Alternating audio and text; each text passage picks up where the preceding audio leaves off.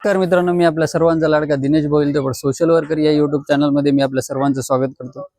नवीन लोकांच्या नवीन अडचणी जाणून घेण्यासाठी आपण सर्वांना प्रश्न पडला असेल की आपला भाऊ कुठं आलाय। आपला भाऊ आलाय आज नांदेड सिटीमध्ये आणि नांदेड सिटी मधल्या लोकांच्या अडचणी जाणून घेण्यासाठी आपण प्रभाग क्रमांक 16 मध्ये आलेले आहेत आणि आपण पाहू शकतो हे पाठीमागं ह्या परिसरातील लोक काय काय अडचणींना सामोरे जात आहेत आणि काय काय ह्या लोकांना त्रास सहन करावा लागत आहे। आता पाठीमागं बघितल्यावर समजून जाईल आपल्याला हे घाणीचं साम्राज्य, कचरा वगैरे आणि या इकडे आणि इथल्या लोकांच्या अडचणी जाणून घेणारच आहोत। इथल्या लोकांच्या प्रतिक्रिया काय आपण जाणून घेण्याचा प्रयत्न करणार आहोत। तत्पूर्वी या साईडला आल्यावर आपल्याला समजून जाईल की इथे पाहू शकतो आपण की या नालीची अवस्था बघून ह्या याच्यापूर्वी जे निवडून आलेले जे नगरसेवक असतील किंवा इथला प्रशासन असेल किती तत्पर आहे आणि ह्या लोकांना ह्याचा किती त्रास होत आहे हे आपल्याला पाहिल्यावर समजून जाईल। परंतु ह्या लोकांच्या अडचणी काय आहेत, ह्या लोकांना कुठल्या कुठल्या अडचणींना सामोरं जावं लागत आहे, तर आपल्या इथे काही बंधू लोक आहेत त्यांना विचारूयात। तर दादा नमस्कार। तर आपल्या ह्या प्रभागामध्ये आपल्याला काय काय अडचणींना सामोरं जावं लागतंय? सर या कचऱ्याचं लई अडचण आहे आम्हाला, या एकदम येण्याच्या गाडीला त्याला याचा लई नालीचा लई प्रॉब्लेम आहे आम्हाला। आमचे जे मूर्तीचे गाड्या वगैरे येतात लई कचरा राहते आपल्या आकाश महिन्यामध्ये सर्व घाण वगैरे तिथं रोडवरच असते, येता जाता येत नाहीये। परत नालीचा त्रास आहे, परत बरसातीमध्ये इकडचं पूर्ण पाणी पूर्ण येते। माझं मंदिर आहे विठ्ठल रुक्माईचं, इथे वेळेस भावी मी मंदिरात पंगत वगैरे चालू असते भाजी भंडाऱ्याच्या वेळेस, हा पाणी सगळं इकडे येतो। लाईटाचा त्रास आहे आणि हे पूर्ण घाण आहे, लहान लेकरांना पूर्ण मच्छरचा वगैरे त्रास होतो। आणि बरसात में जा ही नहीं सकता ये रोड से, और वो खंबे से आ ही नहीं सकता अंदर, ऑटो नहीं आता, ऑटो खंबे की वजह से जा ही नहीं सकता। अभी जो आपने बोला है वो अंदर खंबा आया है। हाँ। तो आपने इसके लिए क्या क्या किया है था कि किसको आपने जो पहले नगर सेवक चुन के आए थे उनको आपने ये जो सवाल था किया था क्या? और जो प्रशासन है भी नहीं करे, हमने बात ही नहीं करे उसके बारे में, अचानक ही होगा वो। आने वाले जो चुन के आएंगे उन्होंने हमारी पूरा प्रॉब्लम सॉल्व करना, यही हम सर्वांच्या प्रतिक्रिया ऐकलेल्या आहेत आपण। नालीची अवस्था असेल, इथे दादांनी सांगितलं इथं मंदिर आहे, या मंदिरामध्ये पंगती होत असतात आणि पावसाळ्यामध्ये तर एवढी घाणीचं साम्राज्य वाढलेलं असते इथं। सर्व या ठिकाणचे जे नाले आहेत ते पूर्ण भरून जातात आणि इकडे जे दाखवलेलं होतं आपण या साईडला, तर ह्या साईडला पूर्ण पाणी भरलेलं असतं आणि कचऱ्याचे जे इथे जे पूर्ण डम्पिंगसाठी जे कचरा आहे ते पाणी भरलेलं असल्यामुळे इथून कचरा फेकले जाते आणि ते सर्व कचरा याच ठिकाणी म्हणजे गोळा होत आहे। त्याच माध्यमातून इथे जे छोटे छोटे लेकरांचा वावर आहे ना, या लेकरं इथंच खेळतात आणि त्याच्या माध्यमातून या लोकांना विविध प्रकारच्या आजारींना पण सामोरं।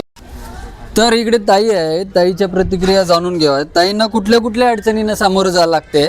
तर ताई या प्रभागामध्ये ह्या परिसरामध्ये आपल्याला कुठल्या कुठल्या अडचणींना सामोरं जावं लागते की तुम्ही या आधीचे जे उमेदवार होते जे निवडून दिलात तुम्ही, त्यांनी ते काय काय काम केलंय आणि काय काय काम शिल्लक राहिलेलं आहे व त्यांनी काम केलंय की केलंच नाही, काय वाटतं तुम्हाला? मधली रोड बी झाली नाही, काही नाही। हे बघा घरासमोर पूर्ण असे खड्डे, पाणी साचलेले राहते। किती दिवस झाले तेव्हापासून रोडच नाही तर गल्लीमध्ये, काही नाही। पाण्याची व्यवस्था कशी आहे तुमची? पाणी बी येईना बरोबर, पाण्याचे तर लई परेशान होते, त्रास होते पाण्यासाठी। पाणी येईना, काही नाही। 4 दिवसाला 8 दिवसाला असं सोडतात, पाणी बी बरोबर येईना, काही नाही। तर ताईंच्या प्रतिक्रिया ऐकलेल्या आपण। तर ह्या परिसरातला रोड सुद्धा बरोबर झालेला नाही, तर पाहू शकता खड्डे ताईंनी सांगितलेले की अशी परिस्थिती आहे आणि पाण्याची व्यवस्था सुद्धा दररोज 4 दिवसाला 5 दिवसाला पाणी येत असते, असं त्या ताईंच्या प्रतिक्रिया होत्या। चला तर पुढे आणखी भरपूर काही या परिसरातील लोकांच्या अडचणी आहेत, जाणून घेण्याचा प्रयत्न करूयात आपण। तर मुळात ह्या ठिकाणी पाहू शकतो आपण ही हे परिस्थिती, मुळात ह्या ठिकाणी आता हे जे नालीचं पाणी आहे पूर्ण रस्त्यावरती साचतंय, या नालीतलं पाणी या रस्त्यावरती येते आणि या लोकांना काय काय त्रास सहन करायला लागते हे आपल्याला पाहिल्यावरती समजून जाईल।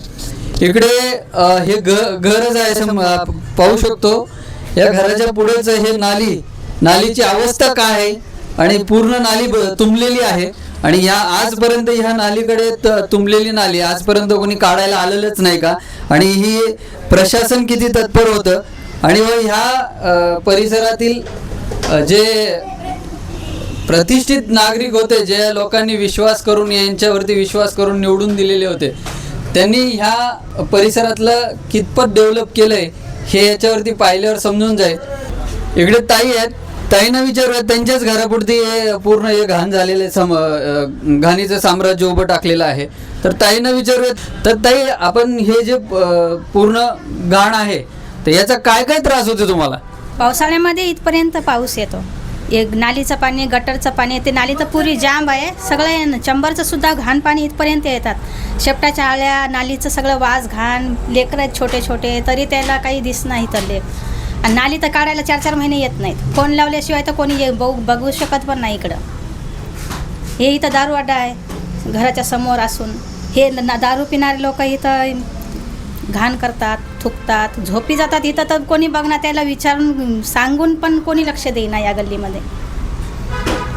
तर ताईच्या प्रतिक्रिया ऐकलेल्या आपण. ह्या ठिकाणी जे घाणीचं साम्राज्य आहे आणि बाजूलाच या वस्तीमध्ये दारूचं दुकान आहे आणि त्या दारूच्या दुकानाच्या माध्यमातून जी लोक येतात इथेच घाण करतात, इथेच थुकतात आणि इथे लहान लहान लेकरं आहेत. या ठिकाणी जेव्हा पावसाळ्यात पाऊस पडतो ना, मोठा पाऊस पडल्यावरती पूर्ण पाणी या ठिकाणी इथेपर्यंत पावसाचं पाणी साचलेलं असते. आणि मुळात ह्या परिसरातल्या लोकांच्या अडचणी आजपर्यंत जाणून घेणारे कोणी नव्हत्या का? आजपर्यंत कोणी यांच्याकडे पाहिलं नाही का? तर हा प्रश्न मोठा उद्भवणाराच आहे. आणि मुळात ताईंनी सांगितलेलं आहे, पावसाचं पाणी साचतंय, परंतु पावसाच्या पाणीसोबत ते जे नाली आहे, नाली तुंबलेली आहे, ते तुंबलेली नालीचंच पाणी त्यांच्या घरात जातंय. आणि ह्या ठिकाणी लहान लहान लेकरं सुद्धा असतात. त्यांच्या लेकराच्या आरोग्याच्या दृष्टिकोनातून हे कितपत योग्य आहे, कोण ह्यासाठी जबाबदार आहेत, आजपर्यंत प्रशासन सुद्धा ह्यांच्याकडे लक्ष दिलेलं नाही का, ह्याचा सुद्धा विचार करणं अति गरजेचं असणार आहे. तर आपण पाहू शकतो हा रस्ता आहे आणि ह्या रस्त्यालगत जो खंबा आहे ना, मुळात हा खंबा रस्त्यातच आहे हे स्पष्टपणे दिसून येत आहे. आणि ह्याचा लोकांना किती त्रास होत आहे ह्याचा आजपर्यंत कोणी लक्ष दिलं नाही का? आणि महत्त्वाचं म्हणजे हे पाहू शकतो आपण इथे चंबर खाली, हा चंबर मुळात काही दिवसात मोठा अपघातच होईल ह्यात शंका नाही. कारण हा पूर्ण चंबर एका लोखंडाच्या ह्याच्यावरती टिकलेला आहे आणि मोठे मोठे गाड्या ह्याच्यावरतून जातात. तर हे कधी कोणाच्या अंगी हादसा होईल हे सांगता येणार नाही. ते कितपत ह्यासाठी कोण जबाबदार आहे व कितपत ह्याच्यासाठी लोकांनी, म्हणजे ह्या परिसरातील जे लोकांनी निवडून दिलेले होत्या त्या प्रमुखांनी काय काय केलं हे याच्यावरतून समजून येत आहे आपल्याला. तर मुळात ह्या सर्व गोष्टींच्या येत्या काळामध्ये तरी बदल होतील का हे आपल्याला पाहायचंच आहे. तर इकडे काका आहेत, काकांना ह्या परिसरामध्ये काय काय अडचणींना सामोरं जावं लागतं? काका, तुम्हाला कुठल्या कुठल्या अडचणींना सामोरं जावं? लाईट कमी जास्त होतो, पुन्हा त्याच्यामुळं आमचे बरंच काय नुकसान होते घरामध्ये. त्याच्यानंतर आम्हाला घरासमोरून लाईट गेली आहे, आम्हाला वरील सामान काय बी न्यायचं असेल तर दुसऱ्याच्या घरावरून सामान न्यावं लागते. आणि पुन्हा इथं कोणतेही खंबे वगैरे येतात. परवा आईस्क्रीमचं गाडावाला धडक दिलं, ते पुरे लाईट गेले होते, लाईटवालेला बोलून आणून ताबडतोब बोलून माणसात बसले. वर्षातून 3-4 एक वायर तुटत राहते आणि आम्ही फोन करावं, कधी माणूस काय मेलं केलं तर काय करावं जिम्मेदारी, ह्याच्यावर तुम्ही बघा काय बघायचं साहेब. आता तर काकांच्या प्रतिक्रिया ऐकल्या आपण. तर काकांचं म्हणणं आहे ह्या परिसरामध्ये जी लाईन गेलेली आहे आणि ती जवळजवळ ह्या बिल्डिंग सर्व चिपकूनच गेलेलं आहे. आणि कुठलंही साहित्य जरी आम्हाला घरातलं सामान जरी वरच्या फ्लोअरवर जर न्यायचं असेल ना, तर आम्हाला दुसऱ्यांच्या घरातून ते साहित्य न्यायला लागते. आम्हाला अशा अडचणींना सामोरं जायला लागते. आणि मुळात हा जो इथं खंबा आहे ना, या खंबेला कुठल्याही गाड्या ह्या परिसरातले जेव्हा ॲटो वगैरे येतात, गाड्या येतात, ते ह्याला धडक देऊन एकदा ह्या परिसरातल्या जे लाईनी आहेत त्या लाईनी पूर्ण तुटलेल्या होत्या. आणि प्रत्येक वेळेला जेव्हा कुठलाही ॲक्सिडेंट होतं या खंब्याला लागून, ह्या ठिकाणी जीवित हानी सुद्धा होते. काही एकदा लोकांना अशी सिरियस मार सुद्धा लागलेला होता. आणि त्याच अनुषंगाने हे खंबा जे आहे आता पाहू शकता यांच्या घरापुढेच आहे. या लोकांना किती त्रास सहन करावा लागत आणि ते रस्त्याच्या कडेला मध्यभागीच आहे असं दिसून येते. आता इकडे दादा आहेत, दादांच्या काय प्रतिक्रिया आहेत त्यांच्या पण प्रतिक्रिया जाणून घ्या. बघा इकडे शाळेचा रस्ता आहे पूर्ण व्हॅन वगैरे आणि इकडून गाडी स्पीडमध्ये आली की इकडे दररोज 2-3 ॲक्सिडेंट होतात. इकडे हे बघा हे नाली आहे शाळेचं आहे समोर ते नालीचा पूर्ण गटार काय पण नाही. तिकडे तर लई शाळेचं पोरं ते खाली पडतात. काय हे सांगून स्पीड ब्रेकर इकडे टाका म्हणून आम्ही लई दिवसाने म्हणाले तरी पण ते काय पण घेतले नाही. तर दादांच्या प्रतिक्रिया ऐकल्यात आपण की ह्या इकडे शाळा आहे आणि ते शाळेचे स्कूल व्हॅन जे आहेत ना ते ह्या रस्त्याने येतात आणि हा जो इकडचा रस्ता आहे दिवसातून 1-2 तरी 100% ॲक्सिडेंट होतात म्हणजे होतात असं त्या दादांचं म्हणणं आहे. तर ह्यावर तोडगा कसं निघेल येत्या 5 वर्षामध्ये तरी ह्या सर्व अडचणी दूर होतील का? इथे ह्यांची मागणी आहे की इथे स्पीड ब्रेकर तरी झालं पाहिजे जेणेकरून ॲक्सिडेंटच्या माध्यमातून जीवितहानी तरी होणार नाही. तर मुळात ह्या सर्व अडचणी दूर होतील का? पुन्हा लहान लेकरं आहेत इथं काय गलीमध्ये कोणते लहान लेकरं आहेत इकडे फिरायला गेलं गाड्या जोरात येतात त्याच्यामुळे स्पीड ब्रेकर झालं म्हणजे लहान मुलाला थोडं सांभाळता येते. आपल्या पाठीमागे पाहू शकतो आपण की पूर्ण कचरा घाणीचं साम्राज्य. इकडे घंटागाडी येत नाही का? हे कचरा उचलण्यासाठी या परिसरातील लोकांचा कचऱ्याची विल्हेवाट लावण्यासाठी कुठली सुविधा उपलब्ध नाही का? म्हणूनच ही लोक इथं कचरा टाकतात का?